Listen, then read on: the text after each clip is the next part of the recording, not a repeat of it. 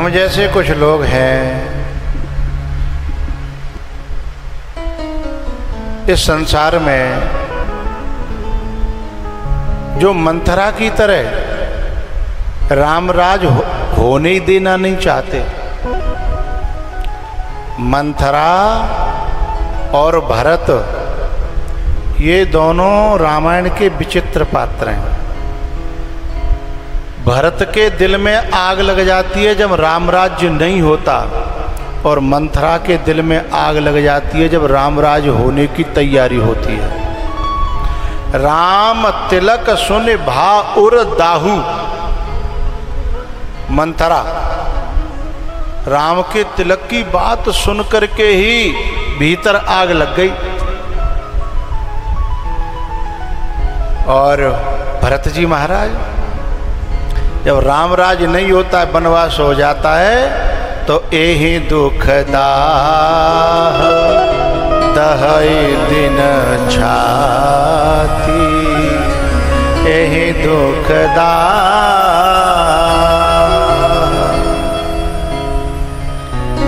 भरत जी जो आंसू गिराते हैं वो असली हैं, और मंथरा जो आंसू गिराती है वो नकली है। लेकिन ध्यान रखना, भरत जी जो वक्ता है ना वो तो है ही, लेकिन मंथरा जैसे लोग भी कम कुशल वक्ता नहीं होते। वे भी ऐसे वक्ता होते हैं कैकेयी जैसी समझदार नारी को भी बुद्धि को पलटने में समर्थ होते हैं। कमजोर मत समझना उन्हें। उनके पास इतने पैंतरे, इतनी चालें, इतने षड्यंत्र, इतने शब्द और इतनी कथाएं होती हैं कि एक बात को प्रमाणित करने के लिए हम तो कोई एक आध दृष्टांत दे पाएंगे, दो चार दे पाएंगे। मंथरा ने सीधे 100, सीधे शतक लगाया पूरा। कहेऊ कथा सत सब तिक। यहाँ सत माने सात नहीं है, 100। कहेऊ कथा कितने दृष्टांत दे होंगे कि कद्रु बिन तहि दीन दुख तो तुम ही कौशला देव। उन्हें कमजोर न समझना।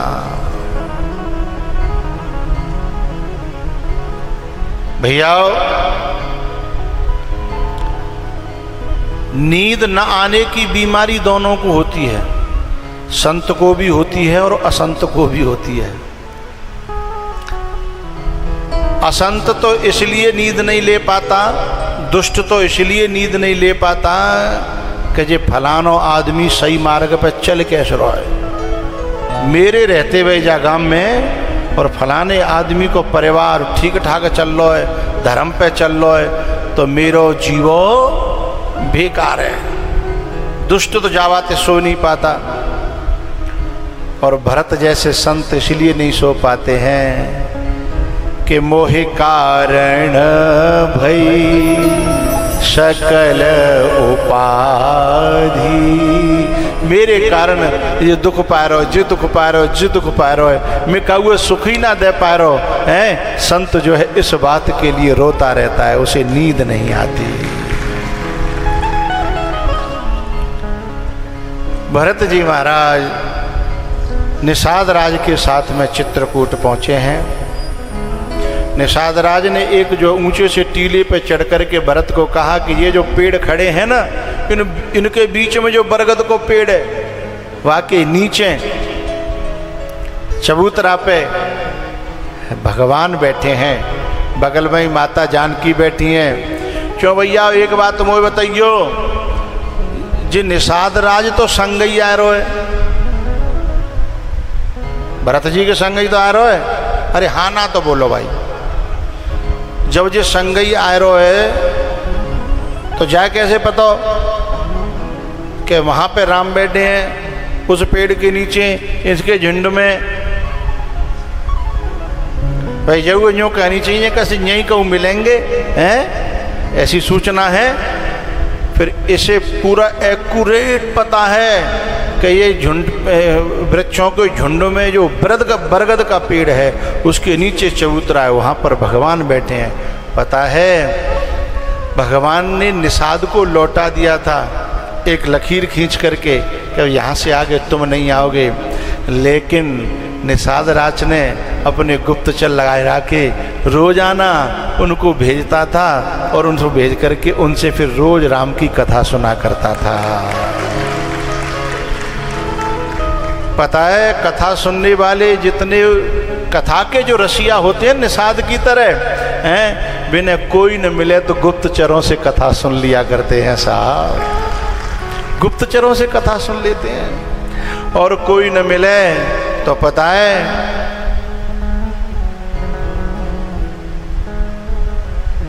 राम जी के वनवास से लौट करके आए ना तो क्या हुआ पता है, लक्ष्मण जी से रनवास की पूरी नारियों ने, कौशल्या, केकई, सुमित्रा हैं और जितनी सीता जी वगैरह सब जितनी रनवास की नारियां थीं, उन सब ने लक्ष्मण को वक्ता बना करके और पूरे वनवास की एक एक एक एक लीला को और सब नानियों ने सुना था, लेकिन एक जगह जा करके बात अटक गई।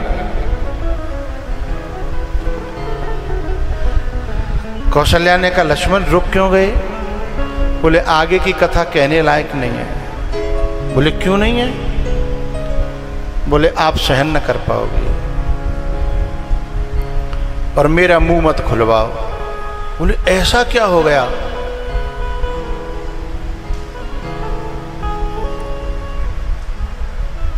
लक्ष्मण जी को वक्ता बनाया, गद्दी पे बिठाया और सबने यहाँ तक की कथा सुनी जहाँ तक लक्ष्मण जी ने सुनाई। फिर बोले अब बंद करें, कल से कथा नहीं होगी। बोले यहाँ से आगे कथा नहीं कह सकता। कथा को समापन कर दिया गया। फिर लक्ष्मण जी से अकेले में जाकर के सुमित्रा और कौशल्या दोनों गईं। बेटा रोजाना का नियम बन गया है और रोजाना की जब कथा नहीं सुन लेती है तब तक हमें कुछ अच्छा नहीं लगता। चल तू वह प्रसंग है ना कह जा रहा है, छोड़ दे, पर आगे की कथा तो कह है।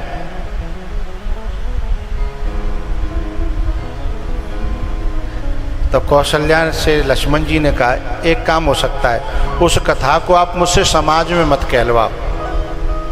आप दोनों माताएं बैठी हैं, मैं आप दोनों को सुना देता हूँ। कौशल्या बोली हाँ ठीक है? तब लक्ष्मण जी कहते हैं कि उस कथा को जब मैं सोचता हूँ तो मुझे भी रोना आ जाता है। बोले क्यों? क्योंकि उस कथा को अगर तुम राम जी को याद दिला दोगे तो राम जी को भी रोना आ जाएगा। बोले कौन सी कथा है? तब लक्ष्मण जी कहते हैं कि रास्ते में एक ऐसी भक्ता मिली थी, एक ऐसी नारी मिली थी कि जिसके झूठे बेर भगवान ने खाए और मैंने वो बेर फेंक दे। और भगवान उस दृश्य को याद करते हैं। उस दिन के बाद में रोज उन बेरों को भगवान याद करके रोते थे और मुझको गिलानी होती थी कि मैंने उन बेरों को फेंक दिया था। अगर इस बात को मैं रनवास में कहूँगा कि ऐसे ऐसे वहाँ झूठे बेर खाए थे और वो भी जो है वनवासियों की नारी के हैं, तो मेरे प्रभु की थोड़ी सी नीची होगी। मैं इसको कहना नहीं चाहता। और भगवान इतने डूब जाते हैं इसमें। अब तो कौशल्या ने कहा कि हम तो राम जी से पूछेंगे कि उन्होंने सचमुच में ऐसा किया। तो एक दिन कौशल्या ने जो है स्वयं निमंत्रण किया, खूब बढ़िया प्रसाद बनाए।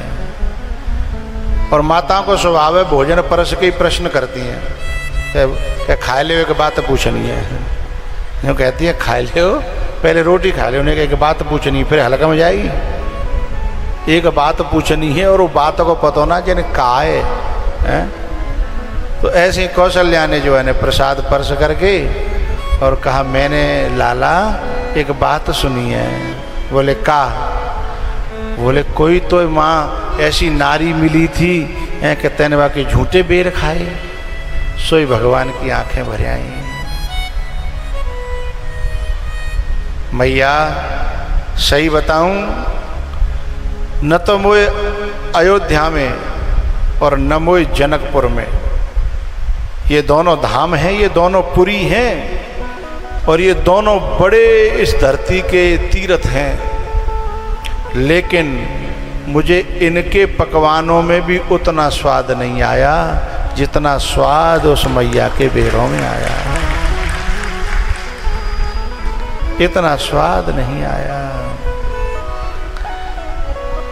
उस दिन कौशल्या को बड़ा दुख हुआ। उसने कहा बेटा उसमें ऐसा क्या था, ऐसा क्या था?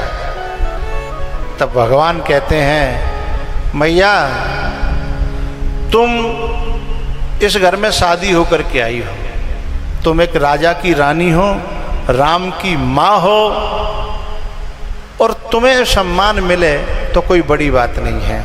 तुम्हारे हाथ में स्वाद हो और तुम मुझे भोजन कराओ तो कोई बड़ी बात नहीं है। लेकिन उस नारी ने मेरी खातिर अपने बाप को छोड़ दिया, अपनी माँ को छोड़ दिया, और बचपन में ही हिरणों के उस खिरक को छोड़ कर खोल करके सब जीवों को स्वतंत्र कर दिया जो उसकी शादी के लिए पकड़ पकड़ के तैयार किए जा रहे थे हैं। और बैद्यनाथ जंगल जंगल भटकती मुझे पाने के लिए, उसने मुझे पाने के लिए बहुत कुछ छोड़ा है और आपने मुझे पाने के लिए कुछ नहीं छोड़ा है। उसके त्याग के सामने, उसके त्याग की तुलना को किससे की जा सकती है?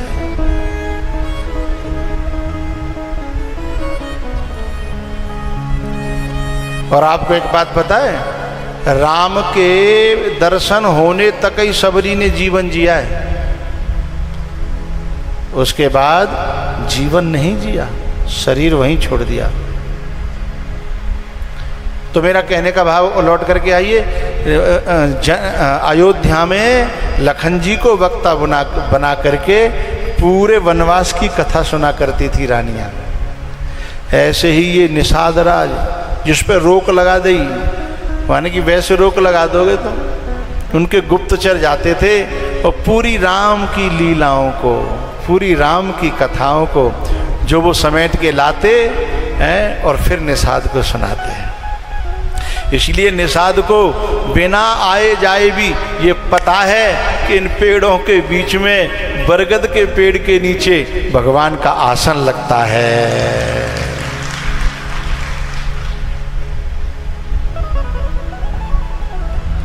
वहीं से भरत जी महाराज ने दंडवत करना प्रारंभ कर दिया।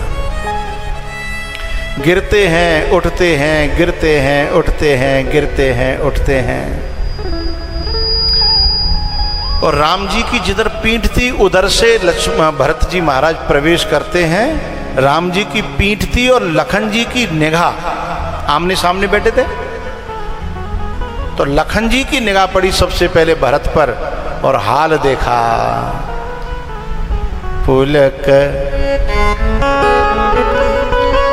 पुलक गात यसिय रघुवीरु, नाम जी है जप लोचन नीरू। नाम जी है जप लोचन नीरू। ये दशा देखी तो तुरंत जो है लक्ष्मण का स्वर बदल गया। लक्ष्मण का स्वर पहले क्रोध से भरा था। जिस समय ये पता लगा कि सेना लेकर के आ रहे हैं तो उन्होंने महादेव को चुनौती दे दी कि आज वो भी रक्षा करने आ जाएं, तो भी मैं भरत को जिंदा छोड़ने वाला। राम जी बोले, शंकर भगवान ने कहा बेगारो तुम बीच में वैसे ही फांस रहे हो हैं, चलो भरत थे तो जो कुछ हतो सो हतो, बिन्ने का बिगाड़ो। कछु लोग जब लड़ाई कर तक आए तो जाते लड़ रहे, बातें लड़े सो लड़े, बाकी हिमायती ने पहन लिया था भाई बुला लियो अपने हिमायती है, अब बोल लो न, चाल लो न, कछु कह रहो न है। अब शंकर भगवान बोले भैया मेरा तो कोई लेनो देनो है ही नहीं। जैसे तुम राम जी के सेवक हो वैसे हम राम जी के सेवक हैं, और तो तुम जो है तब क्रोध में थे, लेकिन जैसे ही भरत की दशा देखी, क्या बताऊं मैं आपको, धर्म या भक्ति या ज्ञान या वैराग्य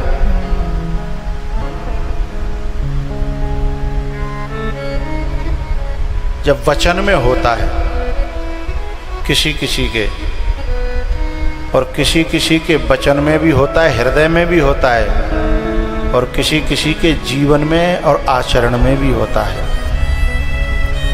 भक्ति, धर्म, ज्ञान, वैराग्य।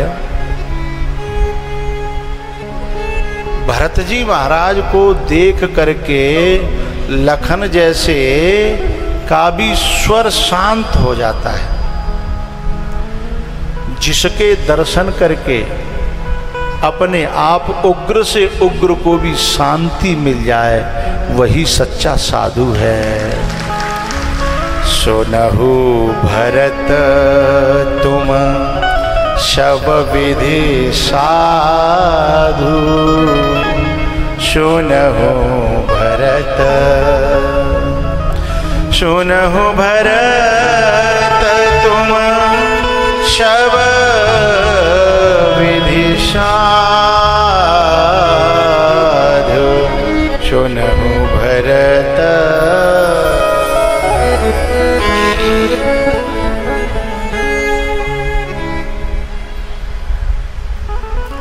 भगवान राम जब युद्ध पूरा करके जब अयोध्या गए तो अपने गुरु वशिष्ठ के सामने प्रणाम करने के लिए जाते हैं।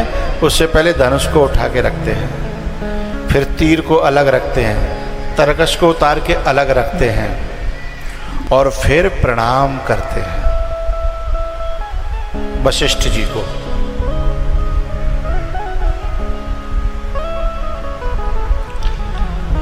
वशिष्ठ जी महाराज कुल गुरु हैं, धर्म गुरु हैं,